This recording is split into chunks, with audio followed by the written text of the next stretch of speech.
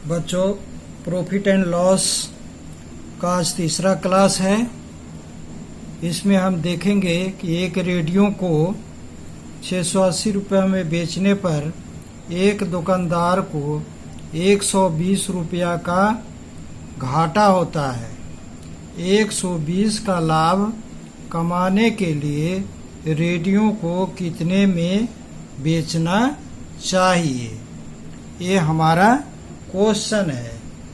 तो यहाँ हम देखते हैं कि रेडियो का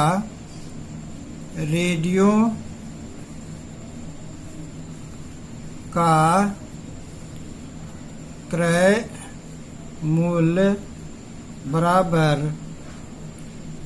विक्रय मूल्य प्लस हानि।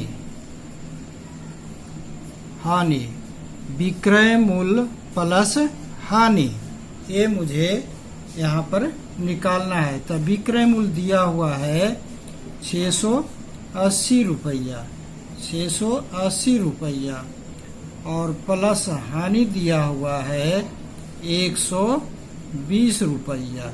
अब टोटल हम जोड़ते हैं तो हो जाता है 800 रुपया। ये हमारा विक्रय मूल्य हो गया। अब दूसरी अवस्था में जब कहता है कि 120 का लाभ कमाने के लिए रेडियो को हम कितने में बेचेंगे, तो अब हम यहाँ पर निकालेंगे। ये हमारा क्रय मूल्य निकल करके चला आया। अब यहाँ पर हम निकालते हैं कि विक्रय मूल्य क्या होता है। तो विक्रय मूल्य बराबर होता है विक्रय मूल्य बराबर क्रय मूल्य प्लस लाभ। तो क्रय मूल्य यहाँ निकल करके आया 800 रुपया। मैंने 800 रुपया यहाँ पर लिख दिया।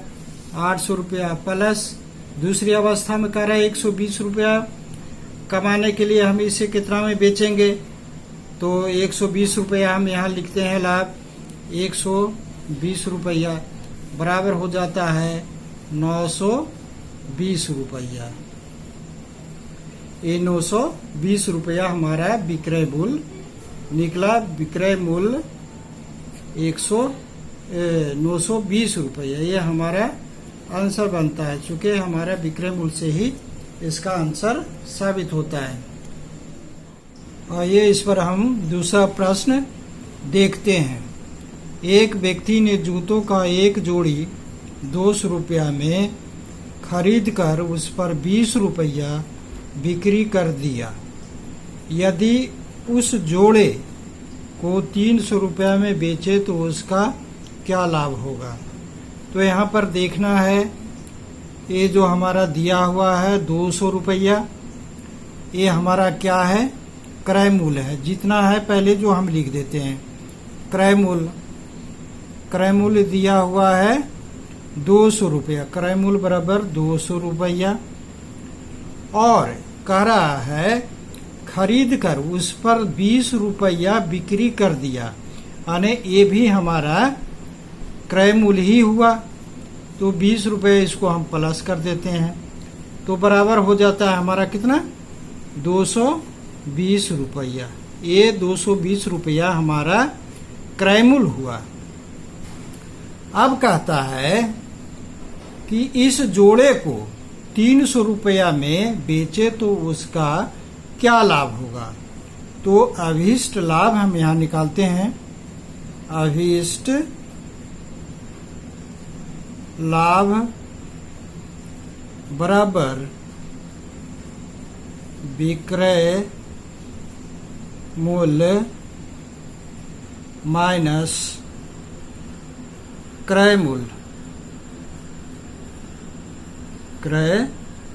विक्रय मूल्य माइनस क्रय मूल्य। तब विक्रय मूल्य यहाँ दिया हुआ है 300 रुपया और क्रय मूल्य हमारा दिया हुआ है 220 रुपया, यानी 300 रुपया माइनस 220 रुपया बराबर 80 रुपया। यानी 300 रुपया में बेचे तो हमें लाभ 80 रुपया का होता है। ये हमारा आंसर बनता है। आइए अब हम तीसरा प्रश्न सॉल्व करते हैं। एक व्यक्ति ने एक मशीन 7,500 रुपया में खरीदी, बाद में उसे 750 के लाभ पर बेच दिया। यदि उसने उस मशीन को 8,500 रुपया में बेचा होता तो उसे कितना लाभ होता। तो यहाँ पर हमें दिया गया है कि मशीन का क्रय मूल्य सबसे पहले दर्शाते हैं, जितना दिया हुआ है उसको, और उस पर उसको कितना लाभ मिला जो, और दूसरी अवस्था में उसे कितना लाभ मिलता है जो। तो हम देखते हैं क्रय मूल्य हमारा हो जाता है, क्रय मूल्य बराबर 7,500 रुपया, और खरीदी और बाद में उसे 750 के लाभ पर बेच दिया, और 750 के लाभ यानी लाभ इस पर कितना होता है, लाभ बराबर 750 रुपया। ये दो चीज आ गया। तो हमें निकालना है विक्रय मूल्य, वस्तु का विक्रय मूल्य। तो वस्तु का विक्रय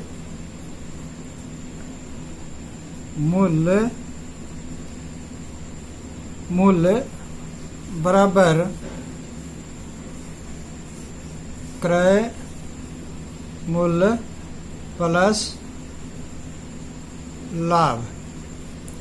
तो दिया हुआ है 7,500 अब प्लस 750 रुपया बराबर हो गया।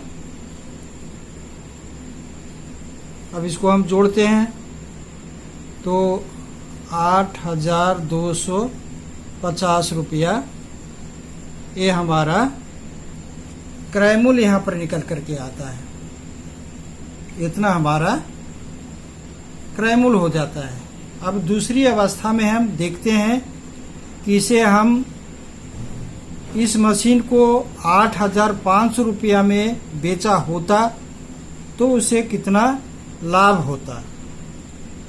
यानी यहाँ पर लाभ पूछ रहा है, तो लाभ बराबर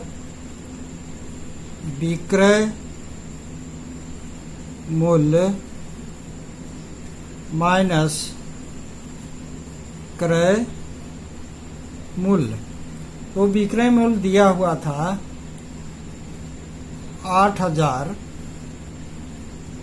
विक्रय मूल्य हमारा दिया हुआ है, बेचा होता तो उन्हें 8,500 माइनस 8,250 रुपया, 8,250 रुपया बराबर हो जाता है 250 रुपया का लाभ होता। यानी 250 रुपया का और लाभ होता अगर इतना पर हम बेचते तो। यही हमारा जाकर आंसर बनता है।